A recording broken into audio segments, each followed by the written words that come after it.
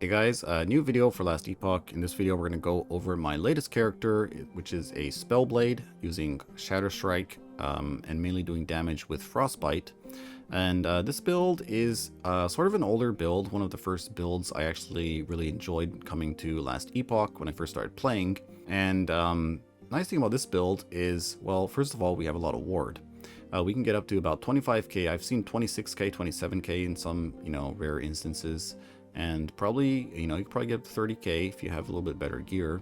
But so yeah, basically very insane ward generation, and which is kind of interesting because, Spellblades aren't really known for their crazy ward generation. I think mostly people think like, okay, Rune Master is like the ward class, and Rune Masters definitely can get like, 10, 20, 30k ward pretty easily. Whereas you see most Spellblades builds that are running around here, like on YouTube and that kind of stuff, they're at like 1k ward, 2k ward, 3k, maybe some of the ones with better gear at like 6k ward. Well, this character, like I mentioned, is averaging about 10k ward in monoliths, and in arena kind of maps where there's a lot of monsters constantly around the area, we can get past 20k ward very easily. On bosses, we're at 10 to 15 to 20k depending on the boss. So definitely just crushing it in terms of the ward numbers. We're not really bug abusing, we're not using any kind of weird wonky interaction that to actually get all this ward. All the tech we're using has been in the game for a long time, and many other builds do use it. Alright, so rundown for the build.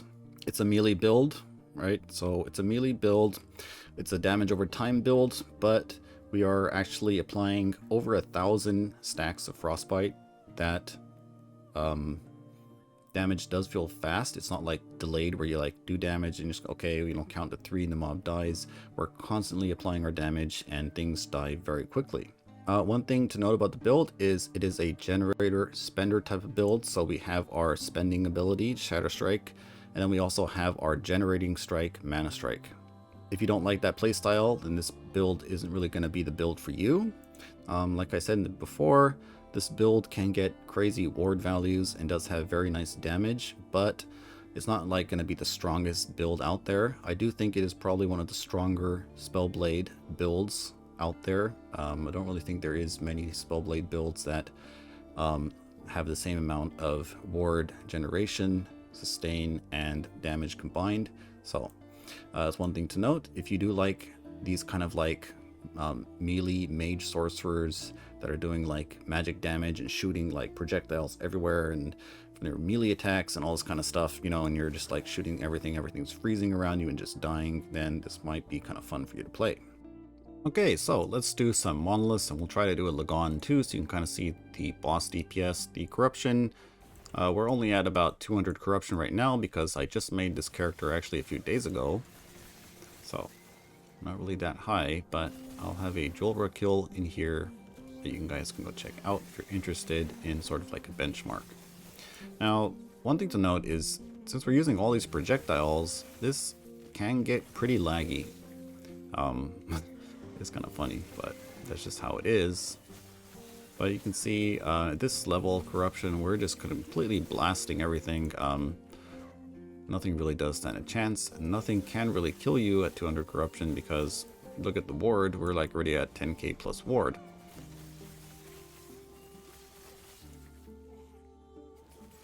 And another very big layer of our defense is, since we do have quite a lot of freeze rate multiplier.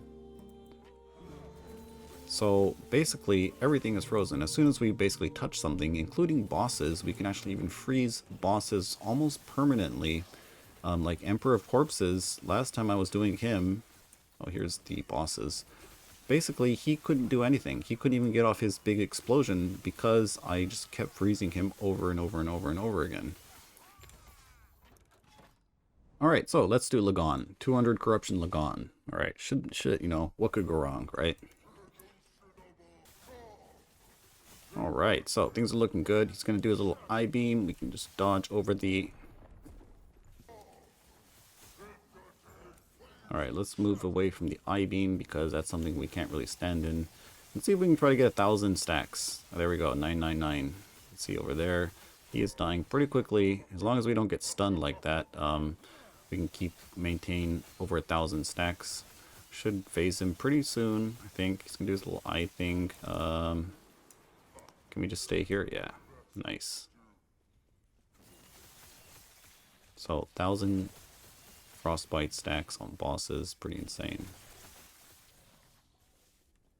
And I think you probably even get more, but like I said, my blessing isn't really ideal right now. And cool thing is, you can actually just use Mana Strike and kill things. I mean, it is kind of slow, but Mana Strike is going to be proccing quite a lot of things, like our, what do you call it, Frost Claw, and then that kind of stuff, and the Icicles too, I think, a few of them maybe, from the Enchant Weapon. Alright, so let's just finish him off over here.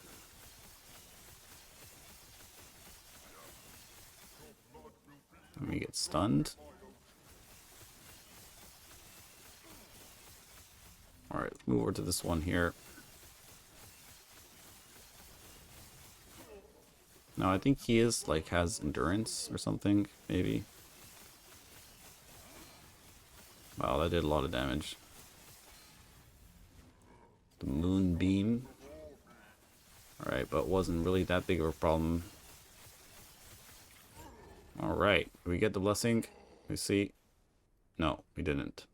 Alright, so let's go over sort of an overview of our offense and defense, how we're actually generating all this ward, how we're doing our damage and this kind of stuff, what kind of unique synergy is there and all this kind of stuff. So basically, first of all, with Frostbite, there's two items that are very nice to use. First of all, it's going to be the Snowdrift Boots. These give you cold penetration with Frostbite per freeze multiplier, or 10 freeze rate multiplier. You can see we have 958. Once we use teleport, we have 1,500. Yes, quite a lot of damage. I've tried to do the math, and every single time I try, I end up just thinking, okay, well, it's a lot. So just imagine 1,500 freeze rate multiplier, do your math, and it is a lot of penetration, guys. So these boots, definitely very good for damage. If we look at our Frostbite damage, it is at 1,126 per stack of Frostbite. Just teleport again. Without it, 274. So huge damage increase from these boots. Frostbite shackles. These are, first of all, they're giving us 100% chance to apply Frostbite on hit, and in this build, 100% chance to inflict Frostbite on hit is more like 1,000, because we're generating so many hits per second that 100% basically every time we attack is like times 10 in value. So we got 3 hits from Shatter Strike. We also have hits from the little icicle things that you saw from our Shatter Strike and from our Enchant Weapon. Then we also do have about 5 hits. Let's just say all of them hit, right? We got some hits from our Frost Claw. We also have 4 of these hits. Now, so like in the perfect scenario, all of these hit. You're going to be getting way over 10 hits per click, or whatever, per second or less, you know. But you get the idea. So Frostbite on hit, huge value, and these gloves have 100%, or they can have. And then we do have ward retention per 1% uncapped cold resistance. So this is about half of our ward retention. You can see I have close to 1,000 ward retention because I have about 500 cold resistance. So we're cold resistance stacking for our ward retention. If I take the gloves off, see we go down to about 500. So this is basically doubling our ward retention because we can stack cold resistance and gain a lot of ward retention. So that's the concept of the build basically. And then we have the Hummingbee swords. Why are we using these? Well, because we're doing a damage over time build. We don't care about things like flat damage, flat spell damage. It's basically nothing for the build. All we care about is attack speed for the weapons at least. Since you can't really roll Frostbite on hit on weapons, then the only really stat you want from your weapon is going to be attack speed, maybe damage over time, cold penetration, this kind of stuff. But then again, we are already getting a lot of penetration from the boots. So, well, these swords have ward gain on hit. 7 for, you can get up to 7. That combined is 14 per melee hit. We're generating a lot of melee hits with Shatter Strike, which ends up adding quite a lot of extra ward generation. This also does give us haste and increased damage with elemental attacks per 200 ward, so do get a little bit of damage scaling there as well. Aside from that, all of our gear is focused on getting freeze rate multiplier for our snowdrift boots. We're also then trying to get intelligence and cold resistance to scale our ward retention. So that's basically the main stats. Frostbite on hit, attack speed for damage. There's also like cold penetration with Frostbite. There's Frostbite duration, but I do think these idols are the better ones, with the ones with Frostbite on hit.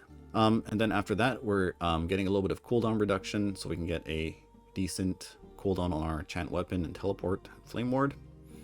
And then for defensive stats, Intelligence, Cold Res. Now, if you're wondering which one is better at T7, Intelligence is quite expensive, especially on these opal rings. Well, Exalted Cold Resistance is pretty much the exact same value, or a little bit more for the ward retention. You're just going to be losing out a little bit of increased damage from the Intelligence. So, Intelligence, end of the day, is the better one to go for, but if you're on a budget, Cold Resistance is going to give the same result. Right, so all of this gear and stuff will be in the planner. I'll also have a budget one, you could say, one that isn't running these kind of like exalted items or like rare items. And I'm also going to be having POBs, or not POBs, planner links for when I was leveling. So when I was leveling this build, I exported my character every like 20 levels or whenever I remembered. So we have a few like snapshots of what I was doing, what gear I was wearing, and this kind of stuff. So you can go check those out if you're interested. And yeah, pretty fun build. Can do it with almost zero gear. All you need is the 2 swords and the boots. The boots and the sword are very, very common items, so should be easy to get. Okay, so let's go over some of the skills we're using. First of all, the big boy, Shatter Strike. So our tooltip is actually pretty crazy for a dot build. 180 estimated damage per second. And you know what's funny is I've seen crit builds with this number, so definitely pumping out the DPS on our Shatter Strike. And then, let's just see what we're doing. Basically, first thing I like to do is I go for the spikes, because these are huge for clear. And then we go for the recast, go for the mana, efficiency, attack speed. Now, I have a +3 Shatter Strike chest, and if you didn't have these points, well, the only thing you're going to lose is 2 points here, and then you can decide, do you want to have more mana efficiency and ward on hit, or attack speed, or icicle, travel speed, and projectile damage. The damage doesn't really matter, but I guess it does kind of apply to the frostbite they inflict, so maybe this is kind of nice. And the projectile speed definitely is nice. You can see they are shooting out very, very quickly. So I'd probably drop, I guess, yeah, I'd probably drop the mana efficiency. That's probably the one to go for if you don't really care about damage. But, you know, we'll go over the gear in a little bit, basically. So that's Shatter Strike. Mana Strike, we're coming this way here, all the way here. We want to max this area out here. Critical Rejuvenation with the critical mana, so we get a lot of mana back on critical hits. This works if you hit multiple enemies. So if we hit 2 enemies and they both crit, that's 30 mana instead of just 15, so huge value out of this. After that, we're going to max our area, because if we look at Mana Strike's area, it is very small, even with the maxed out 5 points. And you notice that it's not very far from your character, so you have to run up pretty close to things to actually hit them with Mana Strike. So getting area is going to be a huge quality of life, so I recommend you do that as soon as possible, even over attack speed or more damage or increased damage. Area is what you want. After that, we're going to max out the mana drain and then go to Arcanist Blade. Just basically get our Mana Strike to enough area that it feels okay to use in melee, and then max out the amount of mana we can gain from it. Okay, Enchant Weapon, we're just going to go for the attack speed, duration, ice spikes. Now, the ice spikes that we get from this, there's a note here to the bone, so icicles now pierce. This also does affect the icicles from Shatter Strike. So the Shatter Strike icicles are now also going to be piercing, which is very cool. After that, I just went to the reduced mana cost. Since we are not running a lot of mana, having a 0 cost enchant weapon is very nice, very important as well. Makes things feel a lot more consistent. Okay, so there is no need to actually get cleanse from your enchant weapon because we're going to be using Frostclaw. Frostclaw does provide us with a cleanse every time it procs. So I think, yeah, let's go over Frostclaw next. We are first going to make a proc on melee hits. We're going to the no burst, so all the projectiles can hit. Then we're going to run up here and get the Frostbite on hit. And then the Frozen Sleeper for a little bit of extra clear. I mean, not really super, these points aren't super important, but I kind of think it looks cool. Okay, after that, I'm using Teleport right now for one reason. The only reason we're using it is for Frigid Departure. This gives us 600% increased freeze rate multiplier. So we saw before, our Frostbites are doing 800 damage per stack. After we teleport, 1100. So it's huge damage increase, you know, just from this node here. So that's why we're using Teleport. If we wasn't using Teleport, I was actually doing Frostclaw and then proccing the Ice Barrage with Frostclaw, which was really cool because first of all, this makes generates a lot of hits. So you get a lot of Frostbite stacks with this. Then you get to have this Ice Shield. So Ice Shield, it gives you like, you know, some nice buffs. It blocks projectiles. And then while you have Ice Shield, you can take these nodes here. There's less cold damage taken and more global cold damage. This goes up to 60% more damage. Pretty cool.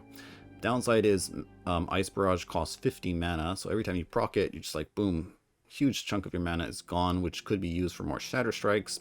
And end of the day, it was just like, I don't know, I didn't really like it that much. The mana drain was kind of hard to deal with, and you know, Teleport does give quite a lot of damage with this node as well, so that's what I'm using. In the future, in higher corruption, if I wanted to go to like past 500, probably would have to either remove Frostclaw or Teleport to go for Flame Ward for the additional defense, but you know, we'll see. So that's kind of the setup now. You could do, you know, this Teleport Frostclaw setup like I'm doing, or you could do a Frostclaw Flame Ward setup if you want. None of these are mandatory. Like these three are the main skills. The other two you can sub out, do whatever you want. You could do, you know, the Ice Barrage Frostclaw setup. You could even just go for a Static Orb Flame Rush setup, which is kind of cool. So you set up Flame Rush to go to cold, then you have it cast Static Orb. And the reason you do Static Orb is because you'll get Lightning Aegis for reduced damage taken. You can also then convert it to cold and have it orbit around you. So it's just gonna like go like this, spin around you, and keep going till it explodes. And it's going to provide a lot of extra clear because it's going to be applying a decent amount of Frostbite stacks and this kind of stuff. So a lot of flex slots for the last two. Okay, so let's go over the gearing, the important part of the gear. Let's start off with the weapons. The weapons, you do want to get attack speed on these. That's the main important stat. Like I said, you could get, you know, cold pen or increased damage, elemental damage over time, elemental damage, cold damage. But, you know, the important thing is the attack speed. After that, for the actual unique rolls, you want to prioritize the ward gained on melee hit. You can get up to 7 on these, so try to get these as high as possible. That should be the priority, even over the attack speed. You can see I already have 250% increased attack speed, so at this point, getting the ward gain on hit is going to be more of a priority, I think. The helmet, cooldown recovery base. The exalted affix you probably want is going to be intelligence or cold resistance or frostbite on hit. That's sort of the better ones. Then you just kind of mainly want to try focusing on getting cold res, right? So first of all, cap your resistances, and then every other suffix goes to cold res, basically. Either cold res or armor, wherever you can get it. So that's kind of the name of the game. For the amulet, I decided to go for the Oracle Amulet for the less damage taken over time. There's a lot of good affixes you can get, like for exalted affixes, it's like elemental damage over time, which is a very big roll when it's T7. There is the cold penetration, there's the freeze rate multiplier. I think freeze rate multiplier is actually more penetration than the actual cold penetration roll, so I'll get that. Or you can go for exalted cold resistance, which can give you more ward retention. For the body armor, I do have a +3 Shatter Strike, but I do think getting a exalted T7 intelligence is the way to go. It's going to give you a lot more value. You do want to get it on the freeze rate multiplier base, so it's going to be a celestial raiment because freeze rate multiplier is more cold penetration. For the rings, opal rings or silver rings because move speed. Mobility, extremely important on melee characters. So either if you want more move speed, go for silver rings. If you want cooldown recovery for your enchant weapon and teleport, then go for opal rings. We want either intelligence, freeze rate multiplier, or cold resistance exalted. And the rest is going to be, ideally, you have something like this, right? So freeze rate multiplier, intelligence, cold resistance, all resistance is kind of what you want. For the belt, you're going to use a spider silk stash, so we get some poison res and cold res, some more ward retention, elemental damage over time. I have that on mine, but ideally you want the cooldown recovery speed exalted, then resistance and just some damage stat. There is a freeze rate multiplier and cast frozen concoction. That's probably going to be one of the ones you want because that can roll pretty high. For the relic, we're going to be using an Elder Eye because this has freeze rate multiplier on it. And then you want either exalted intelligence or exalted cold res. You can get your frailty here, either on here or on your amulet or on your sword if you slap one on there. For the boots, movement speed, right? So these boots don't have movement speed on them if you look at it, very low. So prioritize getting movement speed on here, and then either intelligence or cold res is probably, or CDR is the way to go. For idols, Throne of Ambition, very good if you have one. If you don't, all your idols are going to be the same: Frostbite on hit and cold resistance. You see, you might notice a theme here. And then for your small idols, ward retention, cold resistance. Ward retention, cold resistance, they're all the same. So that is sort of the gear. I don't know, kind of simple, but kind of hard to find sometimes, these pieces. Like we said, we're focusing on getting cold resistance, intelligence, frostbite on hit. Basically, if you to break it down, that's the three main stats. Oh, and attack speed. Okay, blessings. I don't have the right ones yet, but let's just go over them. So void resistance. I have increased cold damage, right? Basically, you want the freeze rate multiplier. I've been trying to get this from Lagon. He's been a bad boy. He hasn't been giving it to me, so I'm going to keep farming him. Reign of Dragons, all resistances. Age of Winter. Right now, I have Cold Shred, but there is Frostbite on hit, which is going to be kind of nice. So either one of those. Either Cold Res, Shred, or Frostbite on hit. Armor from the Spirits of Fire, and that's the blessings, I think. Yep. So that's all the blessings and the gear. We went over the skills, we went over the gear, the idols, the blessings. Okay, so let's go over some of the passives and stuff like that. I won't really go that much in detail because it's not really that much to say, and I'll have everything linked in the description in the planner, so you can go check that out. Okay, so Warden's Echo, basically this just generates extra hits, which apply extra frostbite stacks, so it's pretty nice. Then next, Blade Weaver. So basically, Blade Weaver is giving us more damage, and the way it works is you can see if I use a 0 cost skill like Mana Strike, I'm generating these Blade Weaving stacks. I have a maximum of 3 because I only have 3 points spent in the tree, and when I use a skill like Shatter Strike, it will basically just consume these stacks and then give the Shatter Strike and the elements applied by Shatter Strike more damage. So each stack is 15% more damage, so in total I have about 45%. Now I'm only going up 3 stacks because I noticed that basically I am doing my Shatter Strike, then I'm using Mana Strike, and that's generally about 3 hits. That's what I'm getting off, so I've only set it to 3. If you are noticing that you're getting 4 hits, you could set it up to 4, get a little bit more damage. Or if you're only getting 2, then change it down to 2, and you can save some points like that. So it's kind of something you can kind of optimize a little bit on your own, I think. Okay, so basically the rest of the passives are kind of simple, not really much to say. One thing to note about the mana is, so I take some extra mana and armor. The armor is nice, obviously, but the mana is nice because we don't really have that big of a mana pool, and having a little bit more mana is kind of nice for Shatter Strike, which does use quite a bit of mana. Overall, what do I think about the build? So far, it's been a breeze to play. I mean, it's low corruption. Julra, very easy to kill. It is fast enough, The damage is nice, the ward generation is nice. And yeah, overall, a very fun build, very flashy, a lot of things shooting out and things happening on the screen. And I do enjoy playing it, and I'll probably will be playing this character a bit more. Maybe I'm trying to push a little bit more corruption while I farm up some more favor to buy more items to upgrade. And we'll see what happens. Maybe I'll make an update video when I get some better gear.